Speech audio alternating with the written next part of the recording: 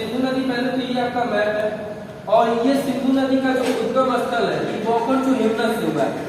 जो इसका जो उद्गम है ये बोकाचू हिमनद से है। यहाँ पे पड़ता है अपना तिब्बत का मानसरोवर झील, ठीक है। इसके ऊपर ही बोकाचू हिमनद है और ये लद्दाख के देमचोक में प्रवेश करती है। ये लद्दाख के देमचोक में प्रवेश करती है, ये सीधे यहाँ पे आती है और बिल्लास से ये एग्जिट हो जाती है, यानी कि बाहर निकल जाती है। अब इसकी सहायक नदी में देख लीजिए तो ये झेलम इसकी सहायक नदी है। चेनाब, रावी, ब्यास और सतलज जो है यहाँ से निकलती है, ठीक है। और ये आकर के सिंधु नदी में प्रवेश कर जाती है। इन सभी नदियों में ब्यास ही एक ऐसी नदी है जो पाकिस्तान में नहीं जाती, ठीक है। ये ऑटोमेटिक यहाँ आकर के रावी नदी में मिल जाती है, और यहाँ आकर के जहाँ भी ये नदी मिलती है, पीओके में जहाँ भी ये नदी मिलती है वहाँ पे मिठानपुर, क्या नाम है पाकिस्तान के एक स्थान का नाम है मिठानपुर, यहाँ पे ये नदी मिलती है, ठीक। अब बात आती है सिंधु नदी की लंबाई कितनी है। तो जो सिंधु नदी की लंबाई है ये 2880 किलोमीटर है, और भारत में ये नदी 1140 किलोमीटर ही है, ठीक है। अब ये बताइए मुझे ये कहाँ से निकलती है, कहाँ से निकलती है? बोकाचू से, बोल सकते भाई बोकाचू से निकलती है, ठीक है। अगर ऑप्शन में बोकाचू न रहे आप मानसरोवर झील लगाओगे, क्योंकि मानसरोवर झील का जो पानी है बोकाचू में जाकर के मिलता है, ये ट्यूनअप होता है। अब बात आती है, ठीक है, जो ये सिंधु नदी है ये पाकिस्तान की कौन सी नदी है? राष्ट्रीय नदी। सिंधु नदी पाकिस्तान की राष्ट्रीय नदी है, और ये कितने देशों के साथ निकलती है? तो यानी कि ये 3 देशों में बहती है, चाइना, इंडिया और पाकिस्तान। चीन, भारत और पाकिस्तान में ये बहती है। अब देखो ये तिब्बत में, अब इसकी नाम की बात आती है तो तिब्बत में इसे सिंगो फान के नाम से जाना जाता है, सिंगो फान के नाम से जाना जाता है। इसका अर्थ होता है शेर का मुंह। सिंगो फान का नाम क्या होता है? अर्थ होता है इसका शेर का मुंह। अब बात आती है ये भारत के, मैंने बताया ना, ये भारत के लद्दाख के देमचोक में प्रवेश करती है।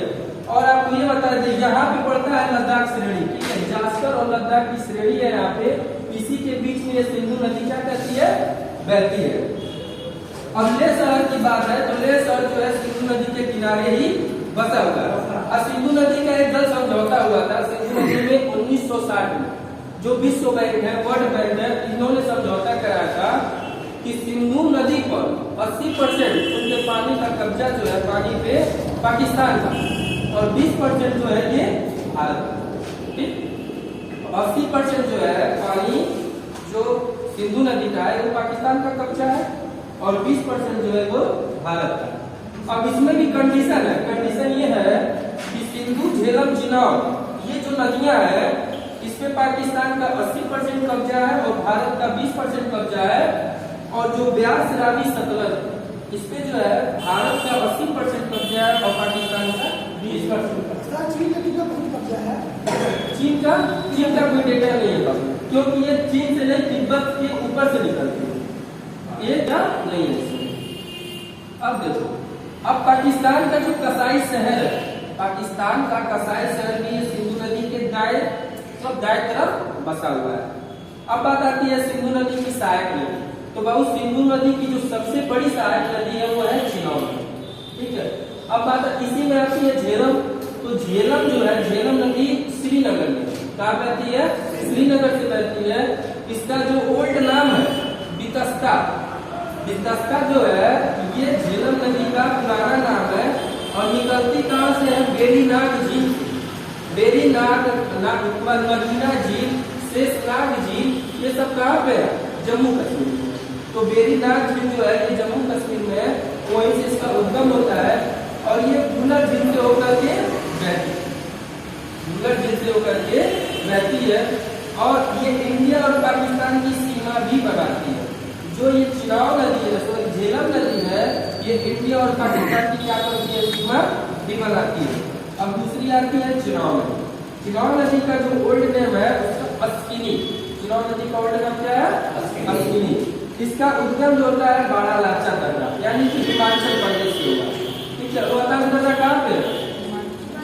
रोहतांग दर्रा, काराकोरम दर्रा, लद्दाख, 2 जगह है, जम्मू कश्मीर और लद्दाख में, ठीक है। नगीना झील कहाँ पे है? शेषनाग झील, बेरीनाग झील, ये सब मैंने बताया, याद रखो नहीं। जो है ओल्ड नाम है अश्विनी। इसका उद्गम जो है ये बारालाचल दर्रा से है, जो हिमाचल प्रदेश में है।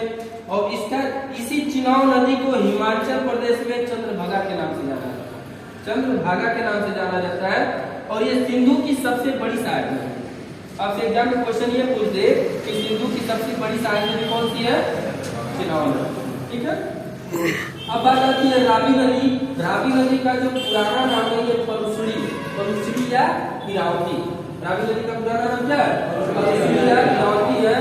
इसका जो उद्गम है ये रोहतांग दर्रा से हुआ है। रोहतांग दर्रा भी आपका हिमाचल प्रदेश में पड़ता है। हमने रोहित का मतलब होता है रोहतांग दर्रा। रोहतांग दर्रा हिमाचल प्रदेश में। अब दूसरी अगली नेक्स्ट नदी आती है ब्यास नदी। ब्यास नदी का जो उद्गम है ये ब्यास कुंड हिमाचल प्रदेश में हुआ है।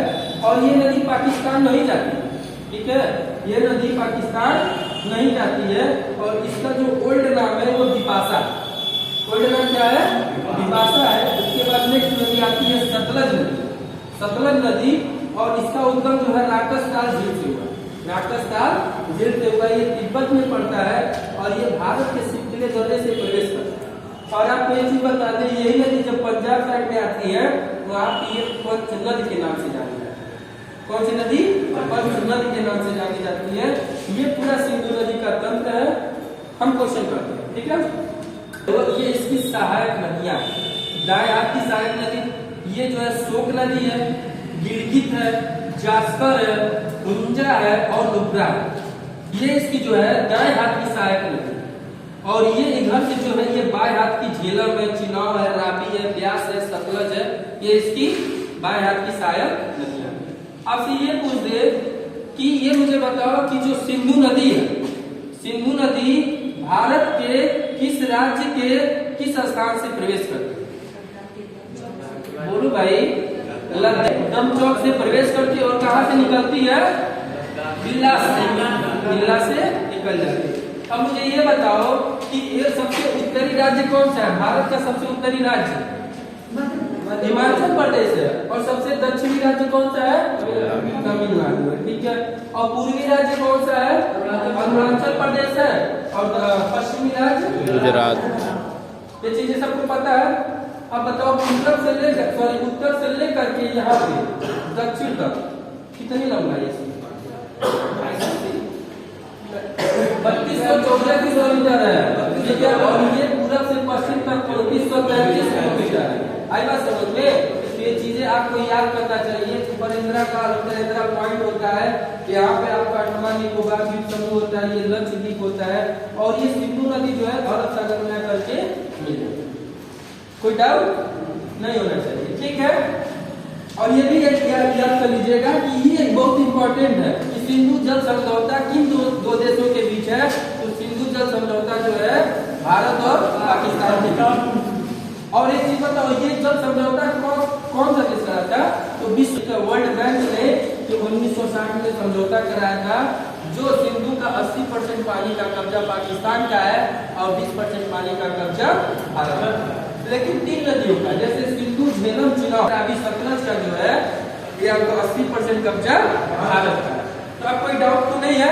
झेलम जो है ना, ये श्रीनगर देखा जाए तो श्रीनगर भी झेलम नदी के किनारे बसा। ठीक है, आज के लिए बस इतना है। Thank you.